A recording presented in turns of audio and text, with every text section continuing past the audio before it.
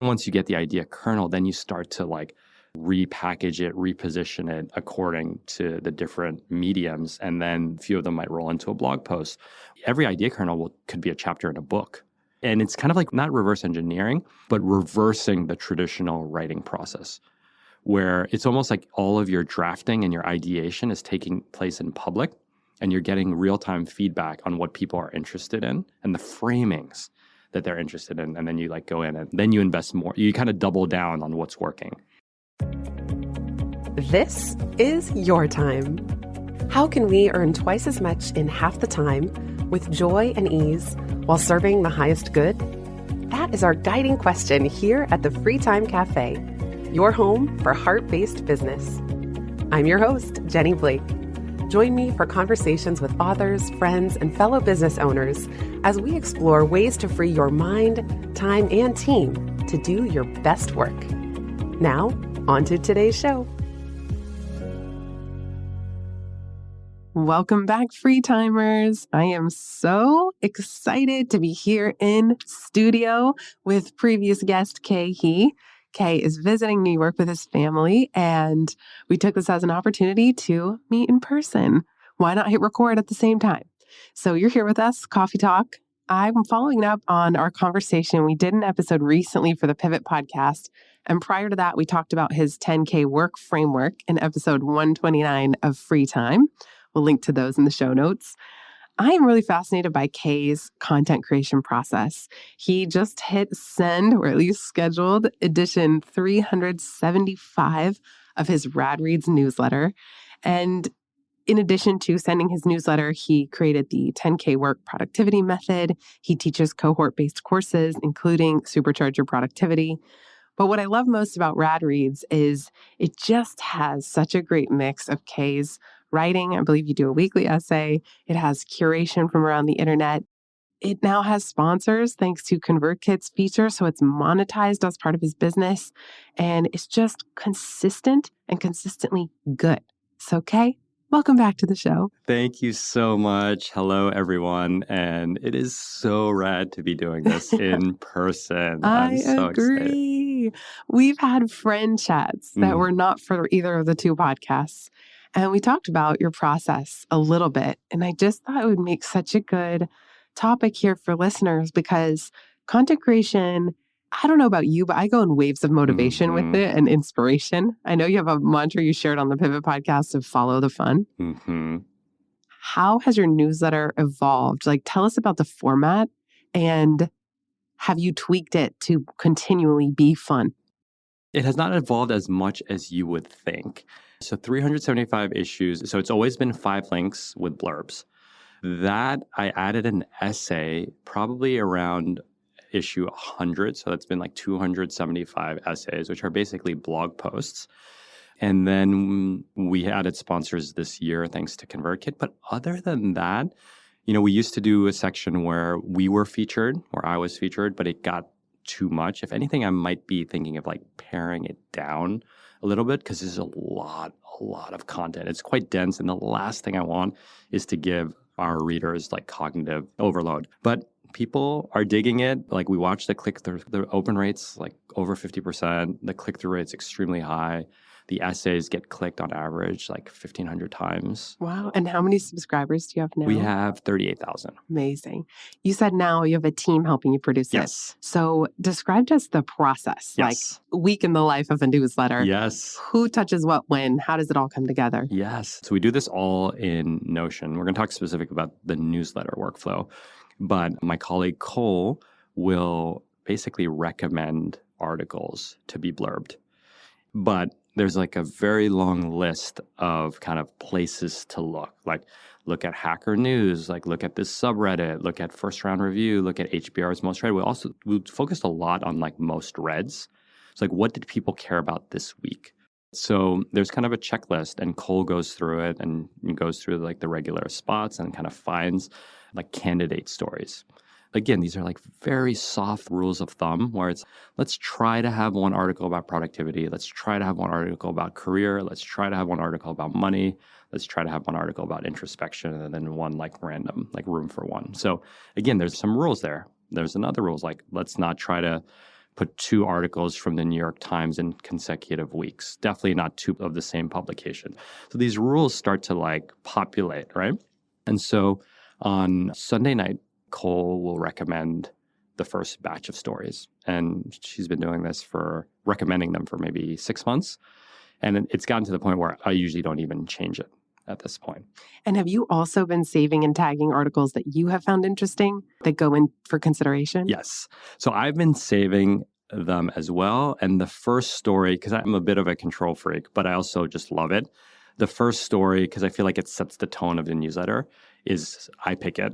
And it's something that I really want to read. And by having to blurb it, it forces me to and read you it. write that blurb? I write that first blurb. Who gets final selection over the other 4? Ultimately, I will select the blurbs, but again, we've gotten to a point where I don't really challenge them anymore. And then does Cole blurb them? So then once I approve them on Sunday night, by Tuesday night, Cole will blurb them. She'll write the opening paragraph, which also has a formula. And the formula is like, check to see if there was any holidays this week. Like, is it Rosh Hashanah? Is it the Super Bowl? Like any like big events. Unfortunately, we do this as well. Check to make sure there's no like major global disasters. So we're not being insensitive. Like if there's a flood or an earthquake somewhere, we have different formats for just like greeting people. Like, hope you had a good week. And like things like, I hope you had a rad week. Like, so it's very formulaic. Then we have a call to action, which is whatever we're promoting. So we like rotate through the calls to action.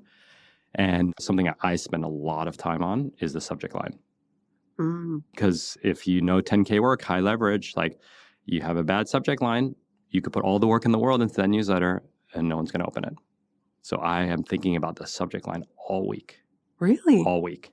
What have you learned about subject lines? Like, what do you look for? What makes a good one? There's a few. So one is the how-to always works well. How to master your inbox, parentheses, in less than 25. Like a how-to works well, but you become too servicey if all you do is how-tos. So then you want to add like either some kind of curiosity gap or something just like so bizarre that like makes no sense. Like Think and Grow Rich is like a perfect Think and Grow Rich. Like what? Yeah. You're like, tell me more. It sounds so ridiculous, but you can't resist wanting to know more. So definitely like some kind of curiosity gap. I just tagged one of yours, when 5 million isn't enough. Exactly. That Right? gets us to open. What do you mean? Why wouldn't 5 million be enough? Exactly.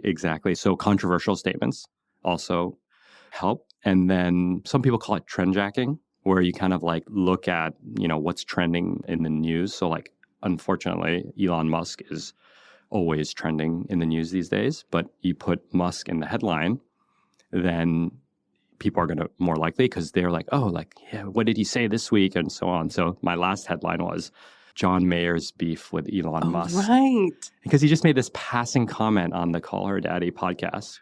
And we're going to talk about that because you're also really good at taking what we've named to kind of idea kernels, right? Kernels. Or you might have said it and I just reflected it back. But that's an idea kernel that it doesn't need to be yours. But you pulled an idea kernel out of a piece of content that was the Call Her Daddy podcast, which I had listened to, by the way, before you wrote that newsletter and that subject line.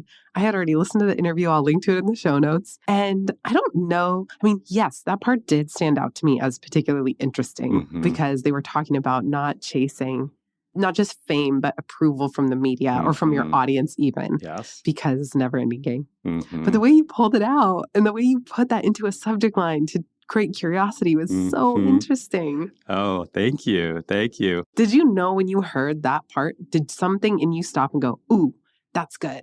That's a headline? So as I was listening to John Mayer talk, I was like, this guy's deep. That's the first bizarre thing. So I'm always looking for intrigue. Yeah. And so the first intriguing thing of that was like, John Mayer doesn't strike me as a philosopher. But as I'm listening to him talk, I'm like, this is deep stuff. Like, he's a thinker for sure. So the first point of intrigue was, I was thinking the Zen of John Mayer. Because again, you don't think of him as being a philosopher. So like, if I can create that tension or like, like, this makes no sense. So I'm listening for that. But mostly what got my attention were his ideas. Like, he had all these ideas about the self, about the ego, about comparison, about how people perceive you. I'm like, these are all topics that my readers love. So I knew that there was something that was going to come out of that podcast. So that's the first point, is like you have the raw material to work with. Then it's like, how do you frame it in a way that people will actually care? Because if I'm like, John Mayer's a philosopher, I'm like, okay, like that's kind of interesting. Right. Or you had just linked, this was a great episode. Check it out. John Mayer's deeper than I thought. Even that might not have created the intrigue that you are able to generate. Because that's where you need someone like Elon Musk. And by the way, Elon Musk is very good at this himself because he keeps himself in the media so that people like me write about him. Like the amount of earned media that he must generate, it must be in the billions of dollars because people just talk about him all the time. Like, okay, I mean, just dedicate 10 minutes to him right now.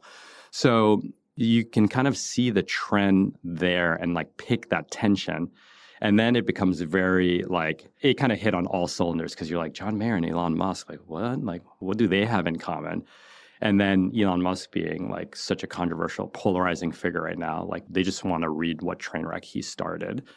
But again, it comes back to that, like the idea, and that idea, the John Mayer idea was about, are you trying to eat the monster that's trying to eat you? When he said that, I was like, damn, that's good. I just kept saying it to myself, like, are you trying to eat the monster that's trying to eat you? Like, listener, think about that. Are you trying to eat the monster that's trying to eat you? And I was like, what does he mean? But I get it. Like, as soon as I said it, I was like, I get it.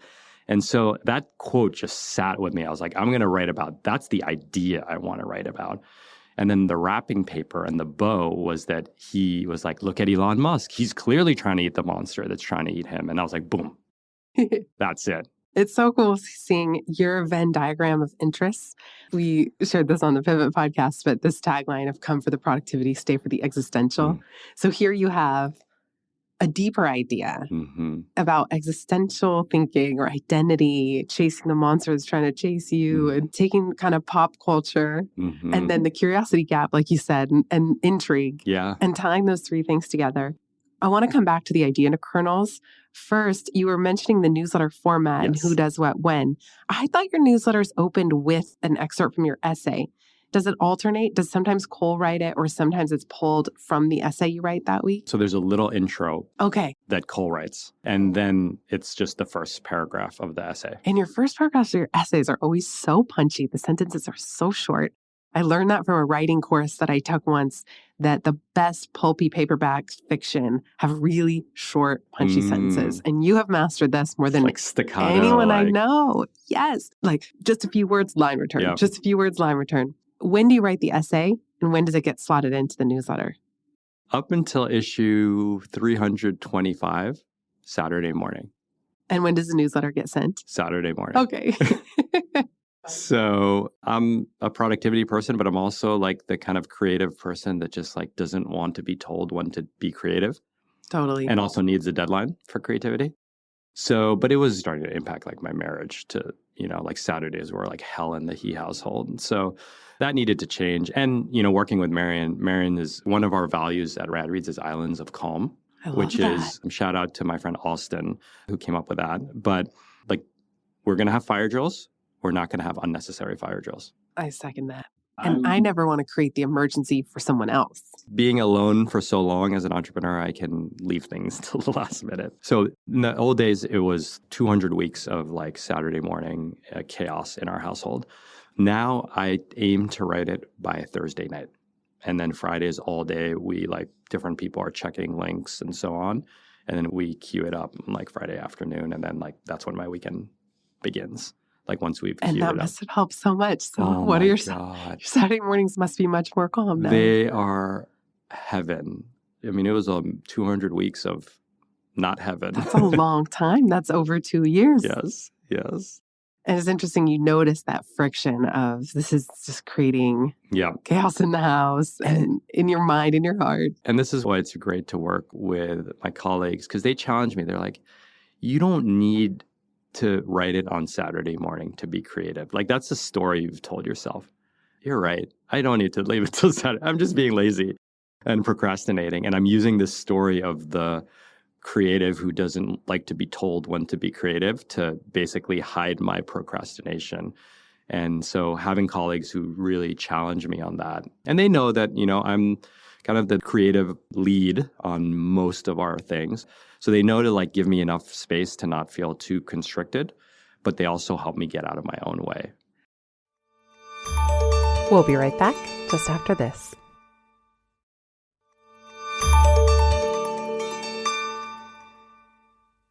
The other thing is that Saturday morning has a certain set of qualities associated with it, that it's almost a pre-built island of calm because you know that no one really expects anything from you. Mm-hmm. And so it is then interesting how to recreate that. Yeah. I often think about Friday vibes and how much calmer I feel on a Friday than a Monday. Mm-hmm. I don't schedule meetings for either day, but why is it that Monday, I have a case of the Mondays all the time. I know. And how can I switch that up? Sometimes I'll go run in-person errands on a Monday just to work out the agita of facing down another week, even though I technically enjoy my work.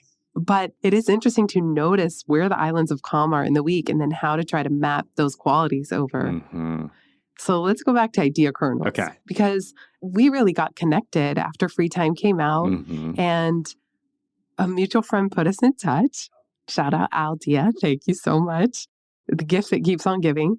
But what really impressed me and blew me away was how generous you were sharing ideas from Free Time, but you repackaged them in a way that created intrigue. Mm-hmm. And that you can maybe explain for listeners the first post that you did. I think it first went to Twitter was the first place, and then it got to your newsletter. But you had this way of pulling out stuff from the book, but making it way more interesting. Way more interesting, way more intriguing. You got all these clicks, you got all these comments in social on that post. Funny. And then you were able to snowball those pieces of content that had already been tested in order to create even more content. So my experience as your friend was, wow, this is so generous. He keeps sharing about Free Time. How can I ever repay him? How can I thank him? And then on your end, you get to kind of propagate content, but do it in a way that you're adding value because you're taking ideas from a needle in a haystack and shining a spotlight on them. I'm grateful because I don't have to come up with the idea myself. Yeah. Someone else came up with it. So I'm reading Free Time. And as I read books, I usually write a giant T next to things that should be tweets. Cool. And a lot of it starts with Twitter, these idea kernels, because of the constraints. And can you share why we called it, or you called it, an idea kernel? Yeah, so let's take the John Mayer podcast. As he's talking, I'm hearing his ideas come out as what we've been calling idea kernels. And they're just like micro ideas that could be elaborated into a tweet, a reel, a blog post, a book, university course. And so I guess you always are so flattering about it. I was like, I thought everyone reads this way. And so as I'm listening to things, and it's kind of like if you know the rule of thirds as a photographer, like once you know that all great photos are composed a certain way, you can never unsee it. You see it everywhere. And so for better or for worse, these idea kernels to me are, what are these little packets of an idea that people love to engage with? I guess mostly on social, but even then. So as I'm reading Free Time, I see all these idea kernels. And the ones that tend to work really well are anything that involves money. And like making a lot of it, or making it in a strange way, or making it with not a lot of time. And so I stumbled upon a recap of Jenny's year where you wrote your income, your revenue, your income, the number of hours worked on average, no meetings on Mondays and Fridays, and no email on your phone. Yeah, it was a 5-year average of the previous 5 years. Yep. Because I look at that and what I see is like everyone wants that life. Everyone. So as a marketer or content creator, that's like a gold mine. You're like, you found something that everyone wants. And by the way, you didn't even have to write it. And especially with money, it's easier to talk about when other people talk about money because then you're not talking about yourself. So I put that tweet up and it goes viral by Khe standards. And he said it was kind of anonymous. Like that was the fun part about how you wrote it. It was, would you want this business? You work 20 hours a week. You generate this much in revenue, this much in take-home pay. You don't check email from your phone. You take 2 months off every year. And those are those short sentences. And then the last one was like, this is a real business. It wasn't like, oh, let me share an excerpt from Jenny Blake's Yeah, or book, like a Free Time. screenshot or No, you rewrote it to this really punchy format and made a little mystery. yeah. And people, I remember in the comments were saying, is this legal? I would only want it if it's doing good in the world. And he's like, yes, it's legal. It's doing good in the world. Yes. So again, like we saw the John Mayer quote, like that powerful quote, like, are you trying to eat the monster that's trying to eat you? And here this like, it's a crazy story of how your business makes money. Like to the untrained eye, like that's crazy that you can do that. And so I hone in on it, create a tweet, and the tweet does really well. So then I'm like, okay, people care about this. And I kind of already suspected, but again, the framing of it, like, do you want this? Like, of course you want this. Like, who doesn't want this? And so then in my idea bank, I had wanted to write about the E-myth, which is kind of the classic entrepreneurs, small business owners manual, which you and I have both talked about some of our challenges with it. But I'd always wanted to write about the E-myth, but that you can't do in a tweet because there's these three personas. And so I wanted to like flush it out. And so I actually don't even remember how I connected that story, the same idea kernel to the E-myth, but it was something about creating scale in your business and tying it to the E-myth. That was like something I'd wanted to do for a while. And again, you gave me the hook, the entry into it. Then I kept going with it. I'm like, let me turn this into a reel. It's not done yet. I'm still thinking of ways because it was so unique and people loved it so much and it hit on all these different elements. So to go back to the idea kernels, like I think that what's really powerful about it is like seeing it and then testing it out on Twitter because you're constrained by the character length and the feedback on Twitter is so quick. It's instantaneous. Right? So before you even write a blog post about anything now, I mean, I have enough Twitter followers that I can get a pulse of like, do people care about this topic? So you start it with this quick tweet, and that's how the $5 million, is $5 million enough to retire at 35? That was another throwaway tweet. I just thought about it while I was running, and it was the most viral tweet I ever had, 2 million views. And I'm like, oh, I got to run with this. So I turned it into a blog post. And there were all these arguments of like why it is enough, why it's not enough. And like each argument will probably be its own blog post down the road. But what I've learned in content creation is that I used to just start with an essay. An 800-word blog post is long form writing now. Now it's like start with the idea kernel and see the reaction to it to see if it's worth writing the essay. Again, that starts with Twitter, but it can be like Instagram stories. It can be an Instagram post. Like the point is that you have to do a lot of them and they have to be very quick to do. Like they can't be heavy lifts to put them out, which is why Twitter works so well for them. Then once you get the idea kernel, then you start to like repackage it, reposition it according to the different mediums. And then a few of them might roll into a blog post. Every idea kernel could be a chapter in a book. And it's kind of like not reverse engineering, but reversing the traditional writing process, where it's almost like all of your drafting and your ideation is taking place in public, and you're getting real-time feedback on what people are interested in and the framings that they're interested in. And then you like go in and then you invest more. You kind of double down on what's working. It's such a great example of also taking the pressure off that you, Khe, have to have so many original ideas, because that's always pressure I put on myself, that it needs to be me coming up with all these original, unique idea kernels. And a related one that you were just telling me, and then I saw you produce it, was from Cassie Holmes, who has research that shows that having too much free time has diminishing returns on our happiness. Yes. And that was interesting to you. So then I think it was you and your team created a visual for it. It was from the book. Oh, it was from the book. Yep. So pulled that out. And again, there goes that spotlight. And it doesn't always have to be your idea. But when you find an idea kernel, you put it out, it does well, then you're sort of carrying it. You and your team are now carrying it and mapping it to all these different outlets. And so you're also getting more life out of any one idea than having to constantly, again, just be on a treadmill, thinking of new ideas, new snippets for every single format. The other thing is that we have this kind of core group of ideas, like these bigger ideas around people pleasing and the meaty things that we could write 2,000, 3,000 word blog posts. And what typically happens is that you can attach the idea kernel, like The bat kernel for Cassie Holmes was under 2 hours of free time, you're unhappy. Over 5 hours of free time, you're unhappy. So like we talk about retirement being this kind of false construct. And so you're like, boom, retirees. Like retirees must be miserable based on Cassie Holmes's research. And we knew that from like just telling the story of like the loss of identity that comes from retirement. So we have this like kind of deeper bed of like, I guess some people would call it pillar content, but for me, it's just like the ideas that we really care about. And then these little kernels become like a hook and a gateway into the bigger idea, which by the way, the big ideas get reworked and repackaged over and over and over because they're like big philosophical questions. Like, what does it mean to retire? Or like, will you ever feel like you have enough money? Like these kind of questions that can be answered through like 8 different angles anyway. And so you kind of package the kernel with like the big idea. And that's where it's like you read it and you're like, oh, this is really more Khe's idea. And, you know, full attribution to you and to Cassie in the kernel, but then the way it pulls out into the story, they're like, oh, we're in RadReads land now, like by the end. I love that. I love that. And just connecting to, right, the themes that are so important to you and your body of work.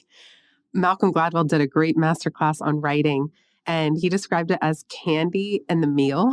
And it kind of, I don't know, it makes me think of that as you're talking, that you're providing the meal and the essays and the context around it, and yet you can sprinkle in, whether you call it candy or something else. Candy's not even as nutritious as these little idea kernels are. But I love that idea of just balancing out the content. And you have the deep, serious, original stuff, and then you have these idea kernels or just little snippets that add color. And like you said, give you entry points into the bigger ideas that don't always have to be about yourself. Yes. Because that gets tiring too.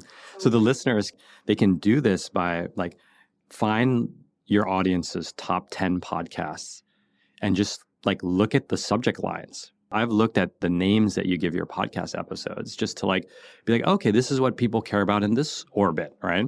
Look at their top 10 books that they're reading. Look at the top 10 Substacks. And you're going to see like someone else is doing that heavy lifting because they're also trying to figure out what do these people want to read? What do they care about right now, right? Harvard Business Review first, or whatever your publication of choice, right? And then so much research gets done on Reddit if there's good subreddits. Yeah. Reddit is amazing. It's amazing. I mean, talk about idea. It's like idea kernels for days on Reddit. And there's every niche possible. And the upvoting brings the best ideas up. So you can go through and again, find the ones, follow the fun. Like if it feels like too much work, then go take a different route, right? Go more into, you know, the bestsellers in your category. Or if that feels like too much work, go to the most popular YouTube videos in your category. If that feels like too much work, like subscribe to 10 Substacks in your category. And then you're going to start to see these little idea kernels. So good. I'll put a link in the show notes to, I call it a collection bucket. The way I've set mine up in Notion, so you can also save these. I try to save at least a couple every day. Yeah. Sadly, we're just about out of studio time. So, Khe, the last question, as you know, that I ask every episode, if you could give fellow business owners permission to do something differently as it relates to content creation, let's say even newsletter creation to be specific, do something differently or drop something altogether, what would it be? You have permission to not be consistent. Oh, I needed that one today. I have not been consistent for the last month. You need permission to not be consistent because if that consistency bugaboo comes, then it starts to suck the life out of the process. I took one summer off. What about the consistency police that say if you're not consistent, your audience won't trust you anymore, you'll lose touch? I think that that's BS because what happens is when you take a break, your audience realizes that you're human. So that is a very powerful thing, especially like creators that are so intimately connected with their audience. So that's one. The second thing is you give them time to catch up. So you're actually doing them a favor. And then the third is that you need to recharge to show up for them. You know, I always go back to this quote, you cannot give that which you don't have. I don't know who said it, but if you're running on fumes, you're giving your audience fumes and everyone's losing in that scenario. So true. So well said. Khe, this has been such a blast. Thank you for being here in person. Yes. Thank you for sharing your wisdom with us. Everybody, subscribe to radreads.co if you're not already. Where else can people find you and keep in touch? Yes. So idea kernels galore over at Twitter. So that's probably my most... now we're really going to have to go check out exactly. your tweet That's storms. my most active social medium, but really building up video on Instagram, YouTube, and then probably at some point TikTok. I'll be so curious to see what you do with that. We'll have to do another episode altogether. And there's a previous episode with Ina Eisenstein, my friend, who has built her whole business on TikTok. So she has figured a lot out in terms of making idea kernels into TikToks. I'll put that in the show notes. We'll also link to Khe's course, Supercharge Your Productivity, which is secretly about much deeper questions than just how to get more done. It's all about the existential, which is something I really appreciate about you, Khe. Thank you again for being here, and big thanks, everybody, for listening. Thank you so much, Jenny. Thank you, everyone. It's been a true pleasure, especially to do this in person. Absolutely.